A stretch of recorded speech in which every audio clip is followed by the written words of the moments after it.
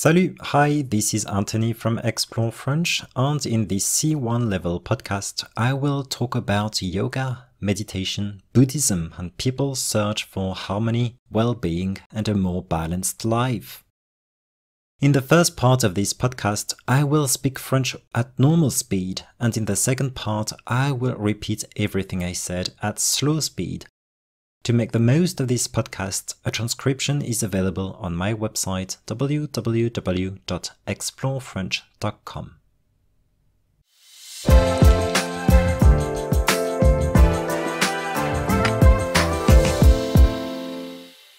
S'il y a bien un truc à la mode en ce moment dans le monde occidental, c'est la recherche de l'harmonie au quotidien.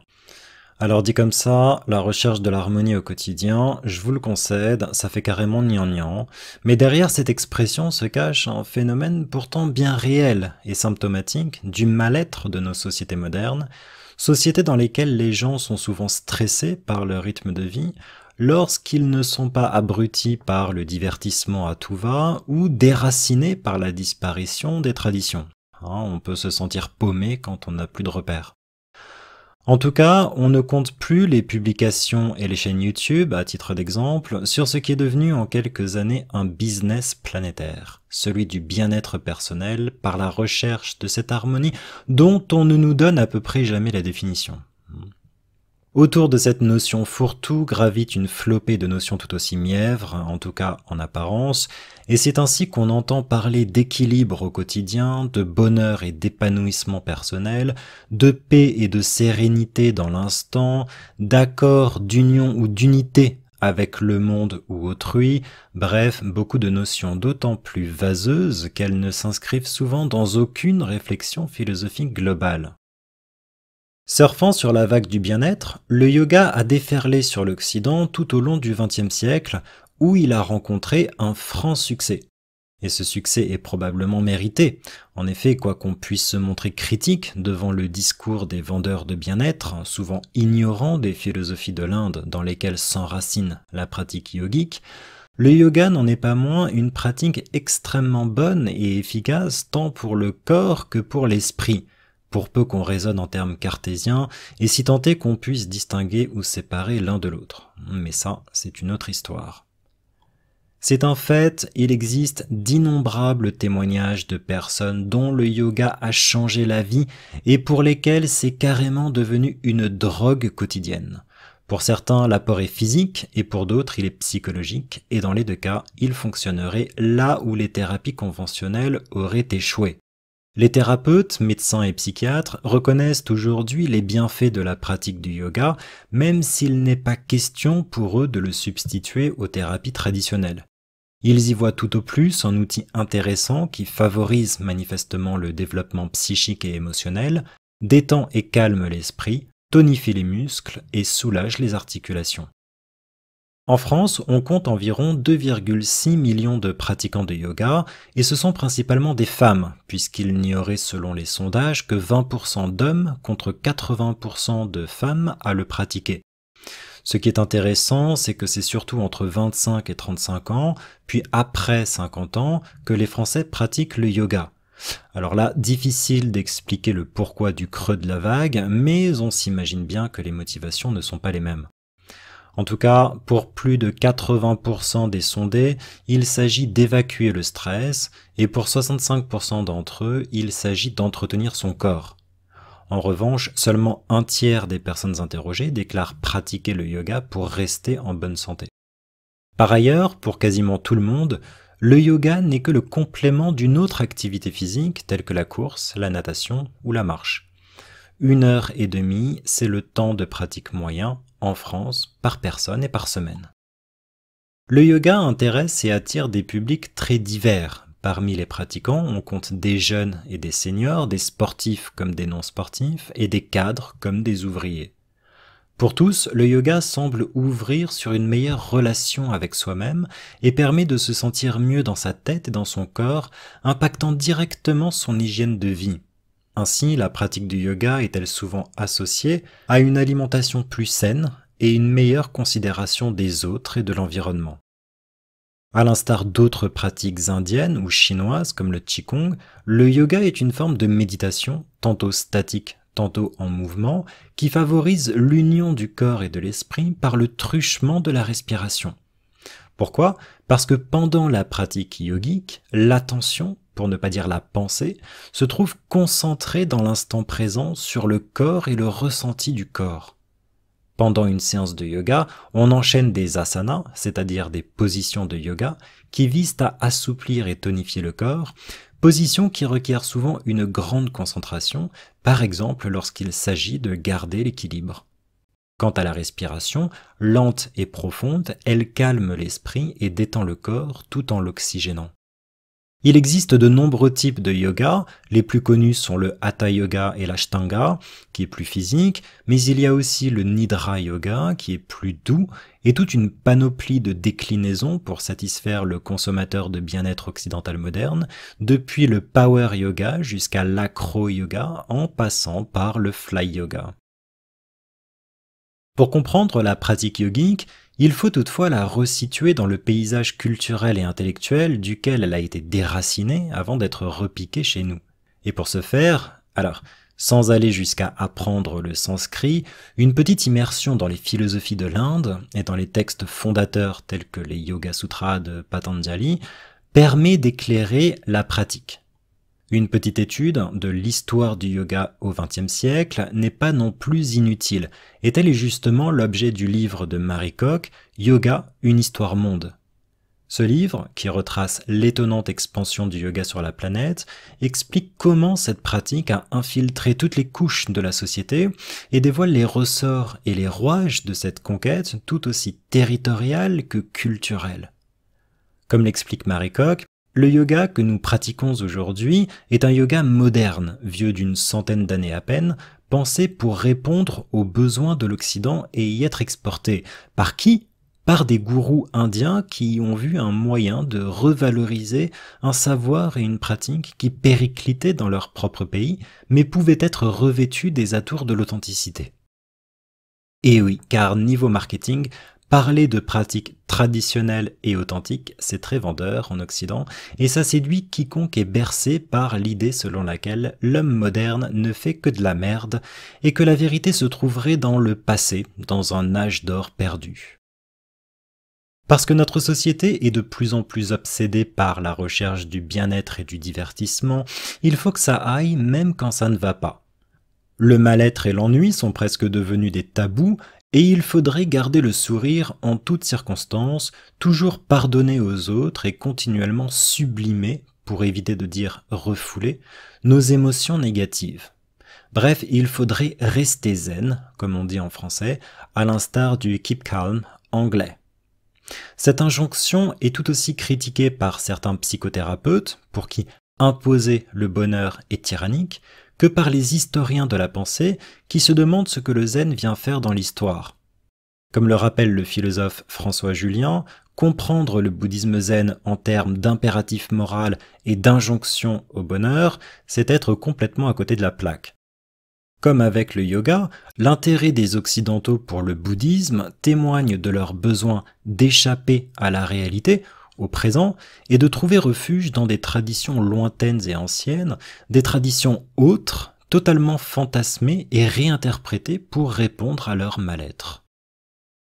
Quoiqu'il soit impossible de parler du bouddhisme en général, tant il s'agit d'une réalité complexe qui s'étend dans l'espace sur des centaines de milliers de kilomètres carrés et dans le temps sur plusieurs millénaires, on peut dire en tout cas que le bouddhisme, c'est tout sauf une recherche du bonheur au sens commun du terme. Si le bouddhisme est recherche du bonheur, c'est tout au plus au sens d'un bonheur négatif, comme recherche de cet état de quiétude qui naît précisément de l'absence de tout bonheur positif, c'est-à-dire du bonheur entendu comme satisfaction d'un désir.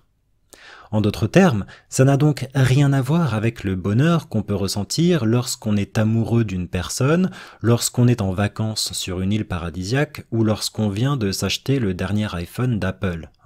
À vrai dire, c'est exactement le contraire. De fait, le bonheur bouddhique, si tant est qu'on insiste à parler de bonheur dans le contexte du bouddhisme, est bien plus proche de ce qu'on appelle communément l'ennui que de ce qu'on appelle communément le bonheur. Car il ne faut pas oublier que l'objectif premier du Bouddha était de mettre fin à la souffrance humaine par l'extinction du désir, c'est-à-dire de cette soif inextinguible, ou de cette volonté de vivre, comme l'appellerait Schopenhauer, qui parce qu'elle n'est jamais satisfaite, nous rend toujours malheureux. Or, pour un bouddhiste, être heureux n'est pas autre chose que l'état dans lequel on ne désire plus rien, et où, par conséquent, toute forme de bonheur positif, entendu comme satisfaction du désir, a disparu.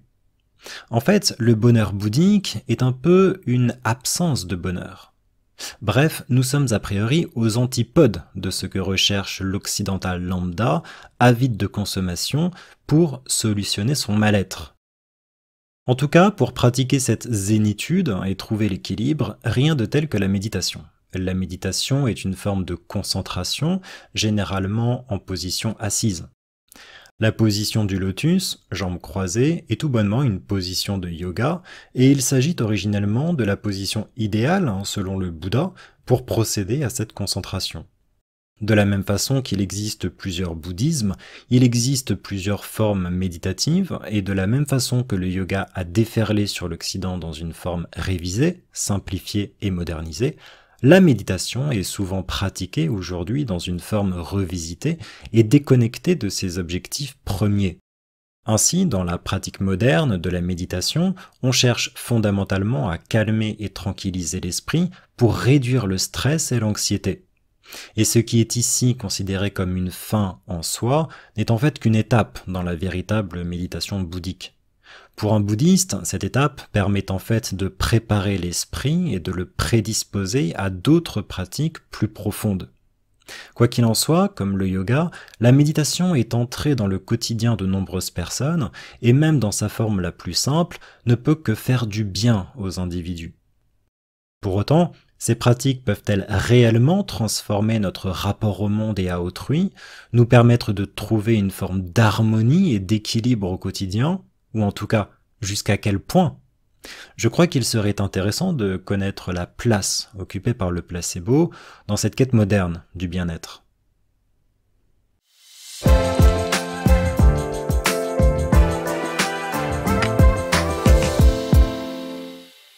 S'il y a bien un truc à la mode en ce moment dans le monde occidental, c'est la recherche de l'harmonie au quotidien.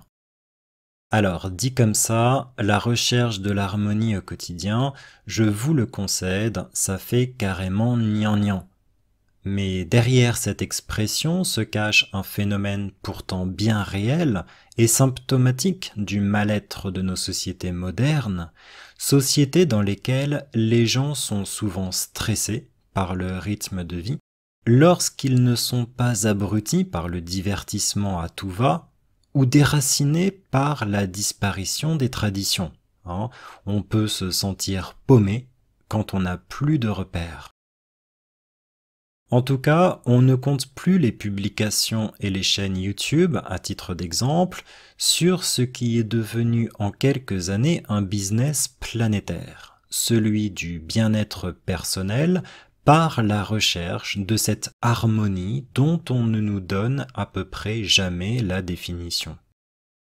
Autour de cette notion fourre-tout gravite une flopée de notions tout aussi mièvres, en tout cas en apparence, et c'est ainsi qu'on entend parler d'équilibre au quotidien, de bonheur et d'épanouissement personnel, de paix et de sérénité dans l'instant, d'accord, d'union ou d'unité avec le monde ou autrui, bref, beaucoup de notions d'autant plus vaseuses qu'elles ne s'inscrivent souvent dans aucune réflexion philosophique globale. Surfant sur la vague du bien-être, le yoga a déferlé sur l'Occident tout au long du XXe siècle, où il a rencontré un franc succès. Et ce succès est probablement mérité. En effet, quoi qu'on puisse se montrer critique devant le discours des vendeurs de bien-être, souvent ignorants des philosophies de l'Inde dans lesquelles s'enracine la pratique yogique, le yoga n'en est pas moins une pratique extrêmement bonne et efficace, tant pour le corps que pour l'esprit, pour peu qu'on raisonne en termes cartésiens, et si tant est qu'on puisse distinguer ou séparer l'un de l'autre. Mais ça, c'est une autre histoire. C'est un fait, il existe d'innombrables témoignages de personnes dont le yoga a changé la vie et pour lesquelles c'est carrément devenu une drogue quotidienne. Pour certains, l'apport est physique et pour d'autres, il est psychologique et dans les deux cas, il fonctionnerait là où les thérapies conventionnelles auraient échoué. Les thérapeutes, médecins et psychiatres, reconnaissent aujourd'hui les bienfaits de la pratique du yoga, même s'il n'est pas question pour eux de le substituer aux thérapies traditionnelles. Ils y voient tout au plus un outil intéressant qui favorise manifestement le développement psychique et émotionnel, détend et calme l'esprit, tonifie les muscles et soulage les articulations. En France, on compte environ 2,6 millions de pratiquants de yoga, et ce sont principalement des femmes, puisqu'il n'y aurait, selon les sondages, que 20% d'hommes contre 80% de femmes à le pratiquer. Ce qui est intéressant, c'est que c'est surtout entre 25 et 35 ans, puis après 50 ans, que les Français pratiquent le yoga. Alors là, difficile d'expliquer le pourquoi du creux de la vague, mais on s'imagine bien que les motivations ne sont pas les mêmes. En tout cas, pour plus de 80% des sondés, il s'agit d'évacuer le stress, et pour 65% d'entre eux, il s'agit d'entretenir son corps. En revanche, seulement un tiers des personnes interrogées déclarent pratiquer le yoga pour rester en bonne santé. Par ailleurs, pour quasiment tout le monde, le yoga n'est que le complément d'une autre activité physique, telle que la course, la natation ou la marche. 1h30, c'est le temps de pratique moyen, en France, par personne et par semaine. Le yoga intéresse et attire des publics très divers. Parmi les pratiquants, on compte des jeunes et des seniors, des sportifs comme des non-sportifs, et des cadres comme des ouvriers.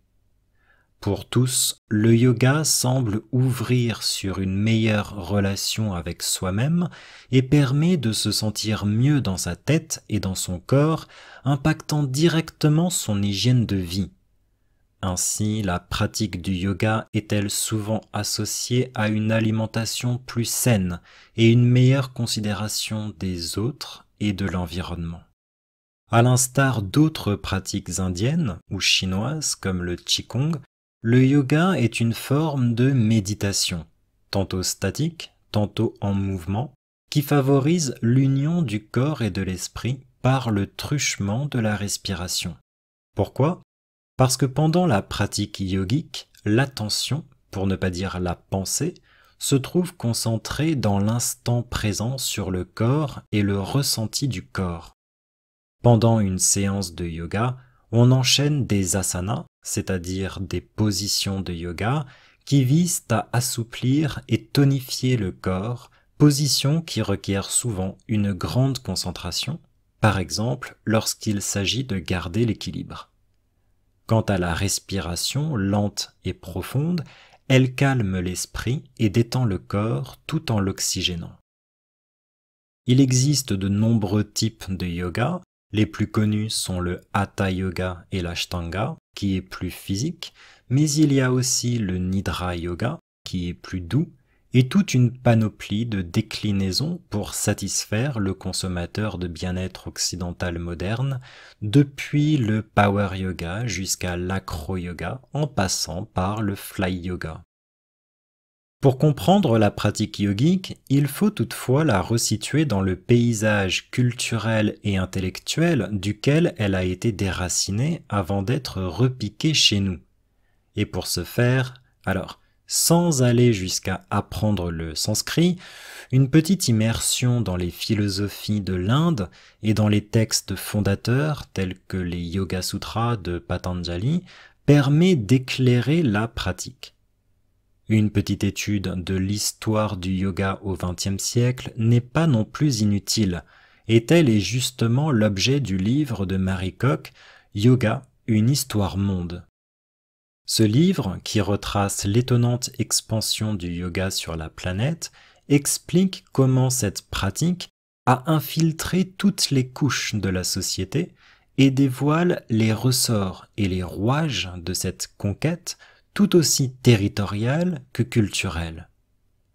Comme l'explique Marie Koch, le yoga que nous pratiquons aujourd'hui est un yoga moderne, vieux d'une centaine d'années à peine, pensé pour répondre aux besoins de l'Occident et y être exporté. Par qui ? Par des gourous indiens qui y ont vu un moyen de revaloriser un savoir et une pratique qui périclitaient dans leur propre pays, mais pouvaient être revêtus des atours de l'authenticité. Et oui, car niveau marketing, parler de pratiques traditionnelles et authentiques, c'est très vendeur en Occident et ça séduit quiconque est bercé par l'idée selon laquelle l'homme moderne ne fait que de la merde et que la vérité se trouverait dans le passé, dans un âge d'or perdu. Parce que notre société est de plus en plus obsédée par la recherche du bien-être et du divertissement, il faut que ça aille même quand ça ne va pas. Le mal-être et l'ennui sont presque devenus des tabous et il faudrait garder le sourire en toutes circonstances, toujours pardonner aux autres et continuellement sublimer, pour éviter de dire refouler, nos émotions négatives. Bref, il faudrait rester zen, comme on dit en français, à l'instar du keep calm anglais. Cette injonction est tout aussi critiquée par certains psychothérapeutes, pour qui imposer le bonheur est tyrannique, que par les historiens de la pensée, qui se demandent ce que le zen vient faire dans l'histoire. Comme le rappelle le philosophe François Julien, comprendre le bouddhisme zen en termes d'impératif moral et d'injonction au bonheur, c'est être complètement à côté de la plaque. Comme avec le yoga, l'intérêt des Occidentaux pour le bouddhisme témoigne de leur besoin d'échapper à la réalité, au présent, et de trouver refuge dans des traditions lointaines et anciennes, des traditions autres, totalement fantasmées et réinterprétées pour répondre à leur mal-être.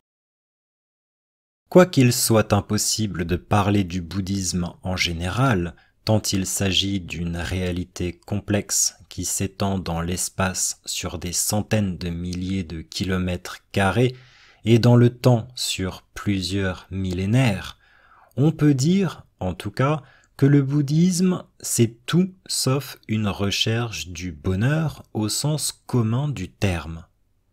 Si le bouddhisme est recherche du bonheur, c'est tout au plus au sens d'un bonheur négatif, comme recherche de cet état de quiétude qui naît précisément de l'absence de tout bonheur positif, c'est-à-dire du bonheur entendu comme satisfaction d'un désir. En d'autres termes, ça n'a donc rien à voir avec le bonheur qu'on peut ressentir lorsqu'on est amoureux d'une personne, lorsqu'on est en vacances sur une île paradisiaque ou lorsqu'on vient de s'acheter le dernier iPhone d'Apple. À vrai dire, c'est exactement le contraire. De fait, le bonheur bouddhique, si tant est qu'on insiste à parler de bonheur dans le contexte du bouddhisme, est bien plus proche de ce qu'on appelle communément l'ennui que de ce qu'on appelle communément le bonheur. Car il ne faut pas oublier que l'objectif premier du Bouddha était de mettre fin à la souffrance humaine par l'extinction du désir, c'est-à-dire de cette soif inextinguible ou de cette volonté de vivre, comme l'appellerait Schopenhauer, qui, parce qu'elle n'est jamais satisfaite, nous rend toujours malheureux. Or, pour un bouddhiste, être heureux n'est pas autre chose que l'état dans lequel on ne désire plus rien et où, par conséquent, toute forme de bonheur positif, entendu comme satisfaction du désir, a disparu. En fait, le bonheur bouddhique est un peu une absence de bonheur. Bref, nous sommes a priori aux antipodes de ce que recherche l'occidental lambda, avide de consommation, pour solutionner son mal-être. En tout cas, pour pratiquer cette zénitude et trouver l'équilibre, rien de tel que la méditation. La méditation est une forme de concentration, généralement en position assise. La position du lotus, jambes croisées, est tout bonnement une position de yoga et il s'agit originellement de la position idéale, selon le Bouddha, pour procéder à cette concentration. De la même façon qu'il existe plusieurs bouddhismes, il existe plusieurs formes méditatives, et de la même façon que le yoga a déferlé sur l'Occident dans une forme révisée, simplifiée et modernisée, la méditation est souvent pratiquée aujourd'hui dans une forme revisitée et déconnectée de ses objectifs premiers. Ainsi, dans la pratique moderne de la méditation, on cherche fondamentalement à calmer et tranquilliser l'esprit pour réduire le stress et l'anxiété. Et ce qui est ici considéré comme une fin en soi n'est en fait qu'une étape dans la véritable méditation bouddhique. Pour un bouddhiste, cette étape permet en fait de préparer l'esprit et de le prédisposer à d'autres pratiques plus profondes. Quoi qu'il en soit, comme le yoga, la méditation est entrée dans le quotidien de nombreuses personnes et, même dans sa forme la plus simple, ne peut que faire du bien aux individus. Pour autant, ces pratiques peuvent-elles réellement transformer notre rapport au monde et à autrui, nous permettre de trouver une forme d'harmonie et d'équilibre au quotidien, ou en tout cas jusqu'à quel point? Je crois qu'il serait intéressant de connaître la place occupée par le placebo dans cette quête moderne du bien-être.